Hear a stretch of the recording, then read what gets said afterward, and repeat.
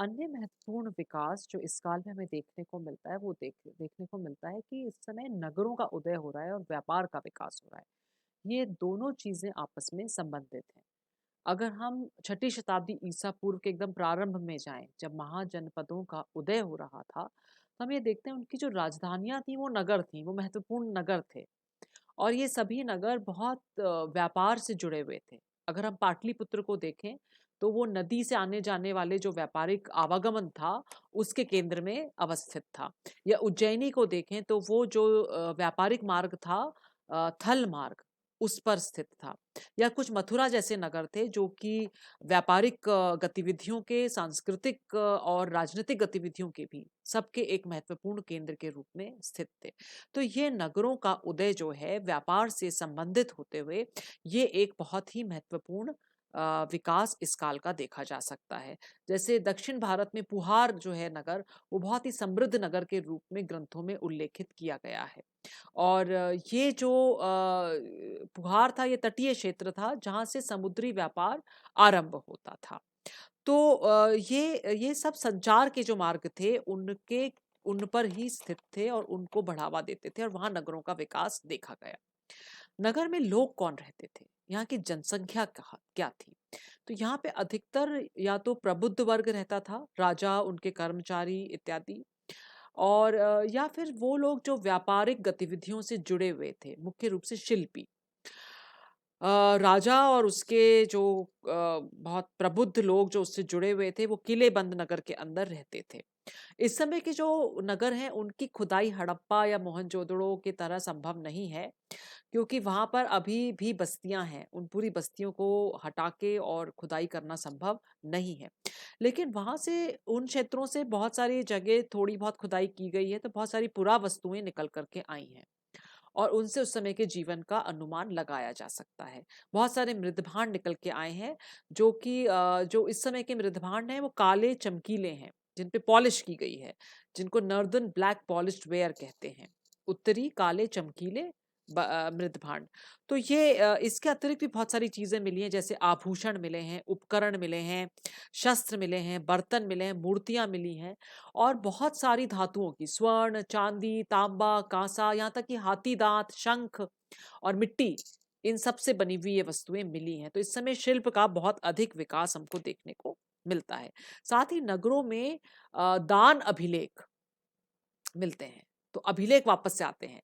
तो दान देते हुए जो अभिलेख किए, तो जो दान दे रहा है समुदाय, उनका व्यवसाय का उल्लेख किया गया है। तो बहुत सारे व्यवसायों की हमें जानकारी मिलती है। तेलियों का जानकारी मिलती है, जो तेल का काम करते थे, जो धोने का, धोबी का काम करते थे, बढ़ई का काम करते थे, रथ बनाने का काम करते थे, चमड़े का काम करते थे। इस तरह के कर्मचारी अ, दान दिया करते थे, राजा दान दिया करते थे, तो वो उल्लेख उसमें करते हैं।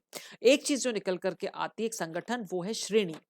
श्रेणी वो होते थे, एक ही व्यवसाय के लोग मिलकर के अपना एक संगठन बनाते थे, और वो श्रेणी कहलाता था। वो एक दूसरे को पूंजी देना, कच्चा माल देना, एक दूसरे के लिए श्रम करना, वो सारी चीजें यहाँ पर इस श्रेणी के द्वारा आसानी से सुलभ हो जाती थी।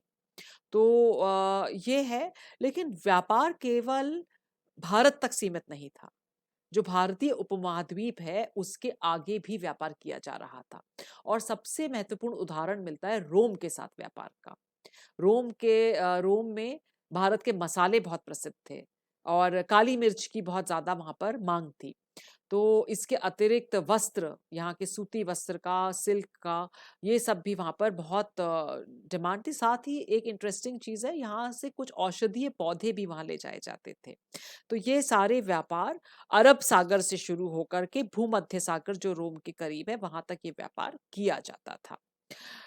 सिक्कों के द्वारा भी व्यापार के महत्व का पता चलता है। राजा किस तरह के सिक्के जारी कर रहे हैं। तो सबसे प्रारंभिक सिक्के जो मिलते हैं, वो मिलती हैं आहत मुद्राएं, जिनको पंच मार्क कॉइन्स भी कहा जाता है, जिन पे ऐसे उनको ठोक करके एक तरह से उन पर डिजाइन बनाया जाता है। ये ज्यादातर चांदी के मिले हैं, कुछ तांबे के भी मिले हैं। ये प्रारंभिक मुद्राएं काम में ली जाती हैं।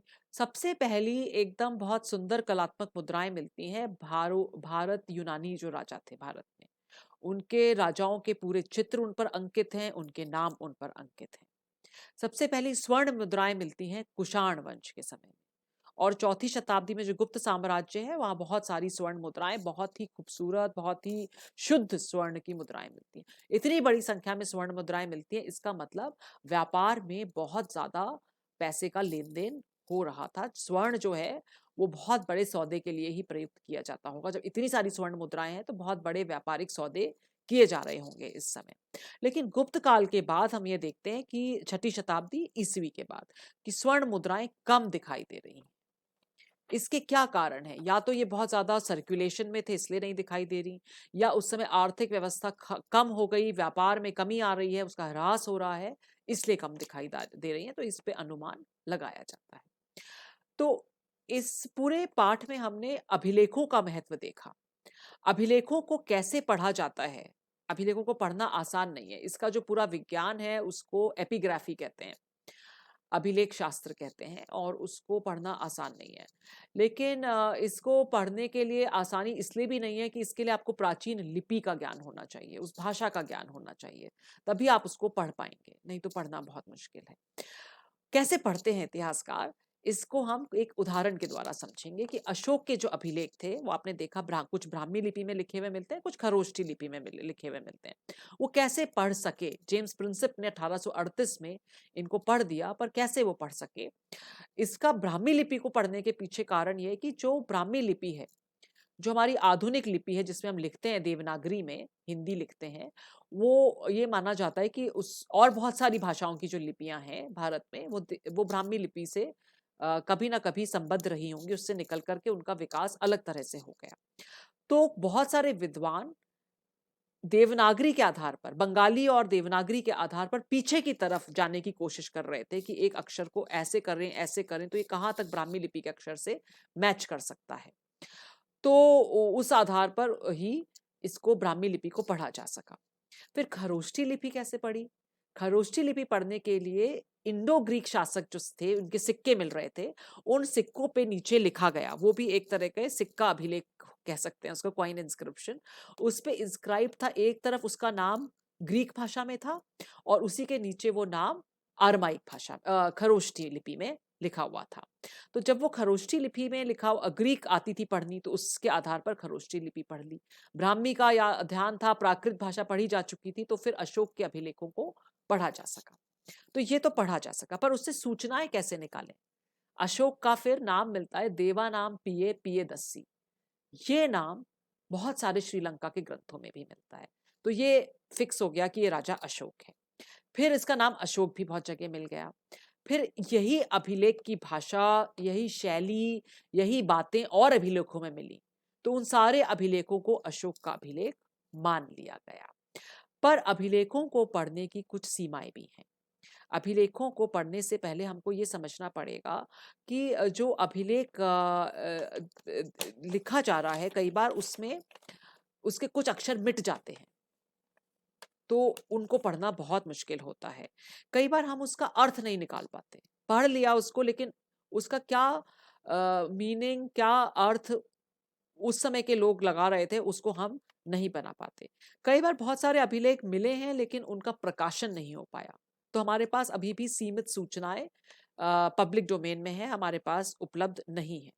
बहुत सारे अभिलेख ऐसे होंगे जो लिखे गए लेकिन आज नष्ट हो गए, हमारे को मिले ही नहीं। और कई बार ये भी होता है कि क्या जिस जानकारी को आज के समय में हम महत्वपूर्ण मानते हैं, क्या उस जानकारी को वो लोग भी महत्वपूर्ण मानते थे? नहीं मानते होंगे कई बार, और उसको दर्ज नहीं करते होंगे। तो कुछ जानकारियां उसमें दर्ज नहीं की गई। पर सबसे महत्वपूर्ण बात जो इतिहासकारों को देखनी होती है, वो ये देखनी होती है कि क्या ये निष्पक्ष रूप से लिखे गए हैं, या इसमें जिसने लिखवाया है उसका दृष्टिकोण आ गया है। जैसे समुद्रगुप्त के प्रयाग प्रशस्ति की जब हमने बात करी, तो उसकी बहुत ज्यादा बढ़ा चढ़ा के तारीफ की गई है, पर क्या वो उस प्रशंसा का हकदार था, या क्योंकि उसका ही मंत्री उस अभिलेख को लिख रहा है, तो वो बात भी हमें इतिहासकार के रूप में, इतिहास के अध्येता के रूप में स्पष्ट करनी होगी। तो एक चीज और ये है कि धीरे धीरे जो है इतिहास में सामान्य लोगों के इतिहास को बहुत महत्व दिया जाने लगा है।